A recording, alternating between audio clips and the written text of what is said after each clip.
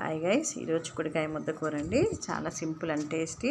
దీనికి నేను 1/2 కిలో కాయలు తీసుకున్నాను. బాగా పసుపు ఉప్పు వేసి నీళ్ళల్లో 5 మినిట్స్ బాగా ఫ్రై చేసుకొని బాగా క్లీన్ చేసి పెట్టుకున్నాను.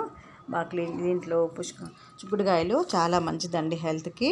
దీంట్లో పీచు పదార్థం ఎక్కువగా ఉండడం వల్ల వారానికి వీక్లీ వన్స్ అన్నా చిక్కుడుకాయ వాడాలి. ఈ విధంగా పెద్ద సైజు కట్ చేసి పెట్టుకున్నాను. విధంగా ఇవి దానికి కావాల్సిన ఎర్రగడ్డలు కానీ టమాటా ముద్దకూర కదా, ఎర్రగడ్డలు అన్నీ కూడా ఈ విధంగా పసుపు ఈ నీళ్ళల్లో వేసి బాగా క్లీన్ చేసి పెట్టుకున్నాను.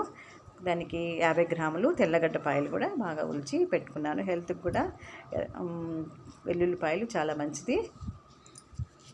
ఈ చిక్కుడుకాయలు హెల్త్కి చాలా మంచిదండి. ఇది మంచి ప్రోటీన్ ఫుడ్. దీంట్లో పీచు పదార్థం ఎక్కువ ఉండే వల్ల జీర్ణ వ్యవస్థ, డైజెషన్ ప్రాబ్లము, మోషన్ సరిగా రాని వాళ్ళకి కూడా చాలా మంచిది.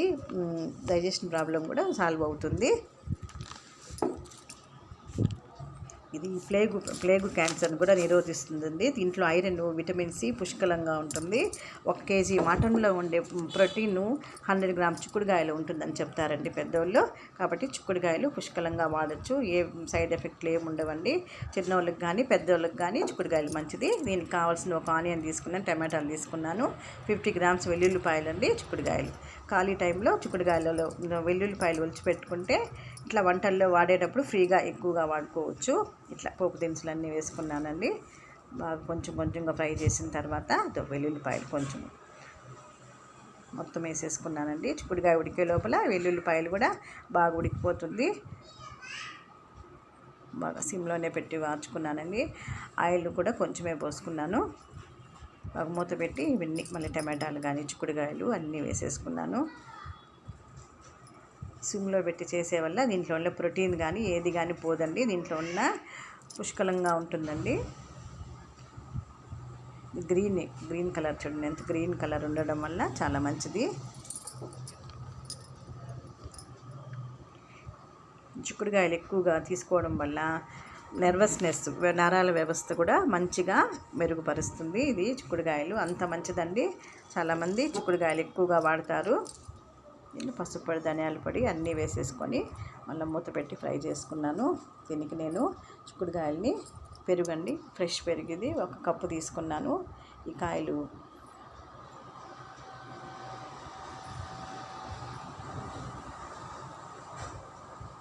హాఫ్ బాయిల్ అయిన తర్వాత ఈ పెరుగుని పోసుకున్నాను.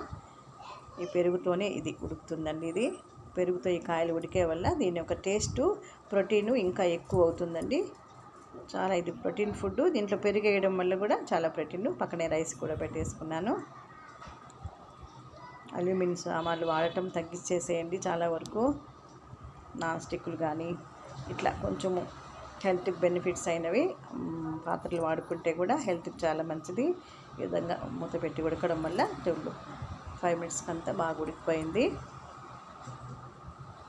చివరిగా మిరప్పొడి వేసండి. మిరప్పొడి ముందుగా వేసే వల్ల అడుగంటుతుంది, నాడు అయిపోతుంది. ఇట్లా ఫ్రై చేసుకున్న తర్వాత చూడండి, చిక్కుడుకాయలు కానీ అన్నీ ఉడికిపోయింది. ఇది ముద్దకూర కాబట్టి దాంట్లో పెరిగేసాము. ఇది ఇంకా శనక్కాయ పప్పులు బాగా ఫ్రై చేసి పొడి చల్లుకున్నాను. 1 కప్ వేసుకున్నానండి. చిక్కుడుకాయలు కూడా బాగా ప్రోటీన్సే కదండి, దాంట్లో మంచిది హెల్త్కి. కొత్తిమీర చల్లుకొని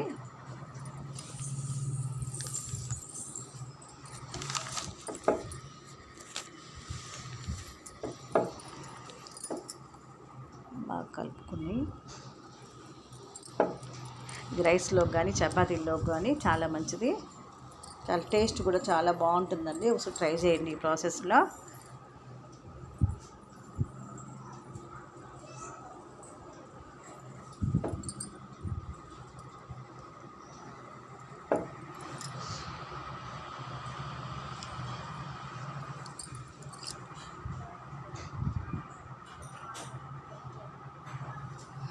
ఇంకా మనము చెనిక్కాయలు, పెరుగు అన్నీ వేసిన వల్ల చాలా హెల్త్కి చాలా మంచి చిక్కుడుకాయలు. 3+ అవుతుందండి కాయలు.